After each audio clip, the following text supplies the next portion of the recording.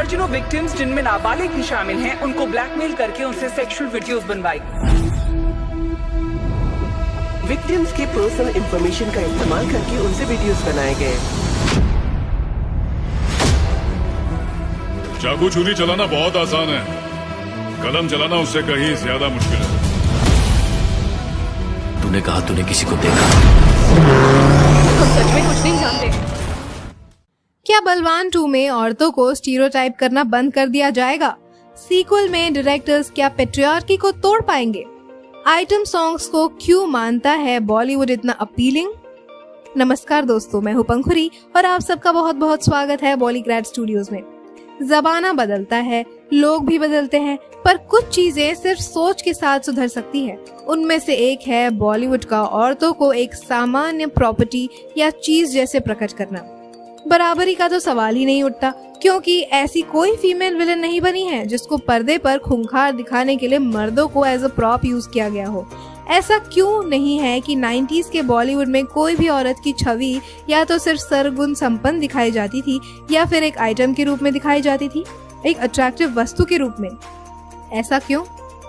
ऐसी बहुत सी मूवीज हैं जिसमें बतौर एंटरटेनमेंट के लिए आइटम सॉन्ग्स यूज किए जाते हैं, और कुछ ऐसी भी मूवीज हैं जिसमें थ्रू आउट औरत के साथ होने वाले अपमान को पर्दे पर लाया गया है।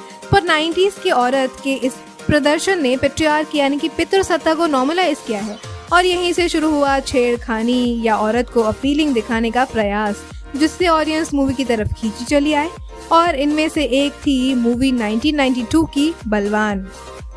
जी हाँ, आपने जरूर बलवान को एक बहादुर, शक्तिशाली, निडर लड़के की कहानी के नजरिए से देखा होगा, पर अगर हम कहानी को एक औरत के नजरिए से देखें तो ये काफी शर्मनाक बात है कि कहानी में विलन यानी कि डैनी डेंगजोंगपा को खूंखार दिखाने के लिए बेहद ही बुरी तरीके से औरतों का इस्तेमाल करते हुए देखा गया।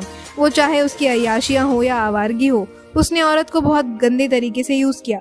मूवी में डैनी का रोल इतना बुरा था कि ऑडियंस उनसे नफरत करने पर मजबूर हो गई, जो कि उनकी एक्टिंग के लिए एक प्रशंसा है।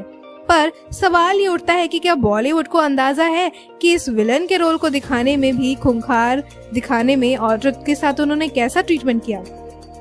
बलवान मूवी समझ में ये सवाल तो उठाती है कि औरत की इज्जत बचाने के लिए कब तक आदमी सामने पड़ता रहेगा?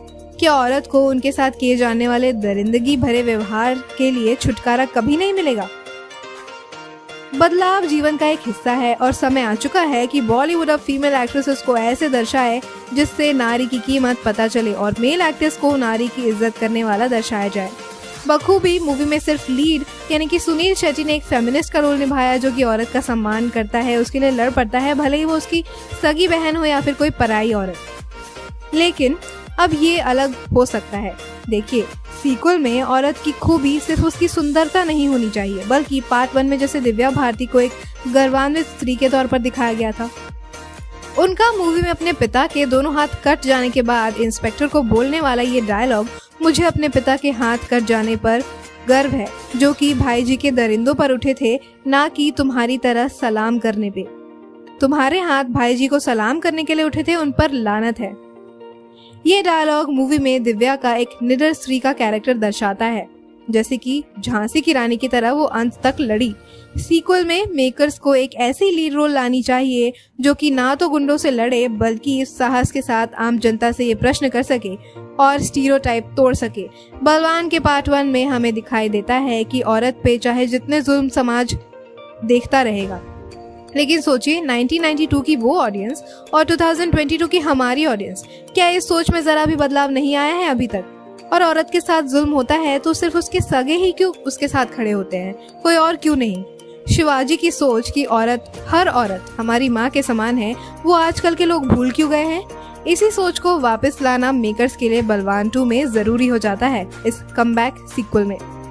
अगर आपको भी लगता है कि वल्गैरिटी बॉलीवुड का हिस्सा बन चुकी है, तो हमें कमेंट सेक्शन में जरूर बताइए कुछ ऐसी मूवीज के बारे में जिन्होंने औरत का सम्मान किया हो, उन्हें इज्जत के साथ दिखाया हो और जेंडर स्टीरियोटाइप को तोड़ा हो। दोस्तों, आज के लिए बस इतना ही। ऐसी ही कुछ अनसुने ओपिनियंस जानने के लिए सब्सक्राइब करना ना भूलें बॉलीग्रैड स्टूडियोज को, और वीडियो पसंद आई है तो इसे लाइक और शेयर भी जरूर कीजिए। आज की स्क्रिप्ट लिखी है सेजल यादव ने।